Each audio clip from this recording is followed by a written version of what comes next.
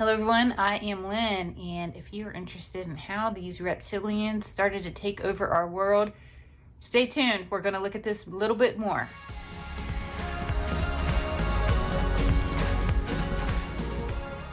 Okay everyone, so this question that was sent to me. It should have been obvious to the angels and the other higher beings that the reptilians were going to abuse their position as guardian of the earth. So why was it allowed? What made the reptilians of all creatures come under evil influences? Would be interesting to hear more about how they claim their civilization for themselves. So I think this is a question a lot of us want to know. How did these evil people ever come to be? What is going on here? And I've talked about these ET wars before, and I saw a time where, these dog humanoid type ETs and cat humanoid type ETs, they got into battle and they were basically shunned, and the reptilians were left to protect the earth and all that was happening, the creation that was forming, the humans that were evolving, the life that was going on. Earth is an oasis, so they were left as guardian over that to not allow it to get destroyed, sort of protect things while they're vulnerable. And due to the factors of the earth, the flooding, the different destruction, all these things that were going on, the reptilians, they went underground, and the few powerful, most evil that ended up being of the reptilians, they left on their ships to hang out around the moon. They stayed close enough to be there, but not right there. The rules for staying were to watch over, allow humans to evolve, and only intervene with the natural progression if needed. They had to have permission to integrate or get involved. They weren't allowed to just go and do what they wanted. It wasn't theirs for the taking. So for a while, the reptilians, they did just that. They did what they were sort of contracted to do, so to speak. They didn't get involved, but they started to get greedy.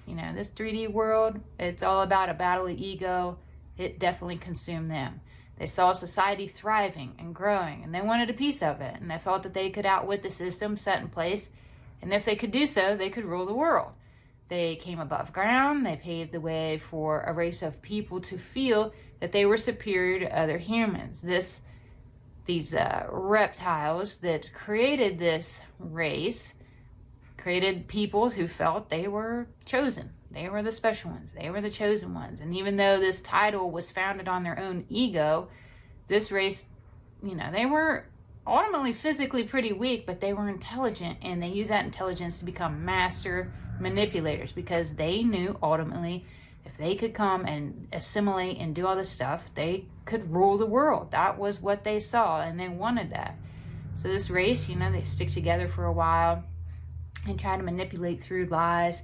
But then they saw that they needed to use a new strategy, because people weren't buying into the lies. You can only make up a certain population has been destroyed so many times throughout history or whatever, or get people to feel pity or whatever different narrative you have. You can only do that and cry wolf so many times, and you got to do something different. So what do?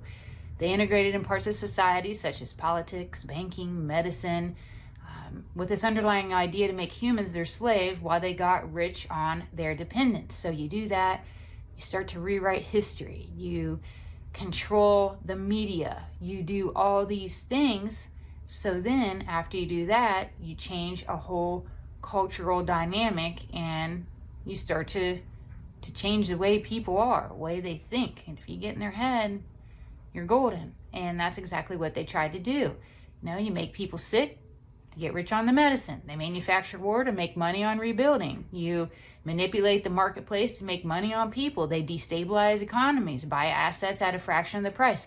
This has been going on forever. Different versions of the same thing have been going on forever. And with each thing, money, they gain more money, more power, more influence over people. Now, in our current time, they've even gone so far to change the meaning of words. They change language itself.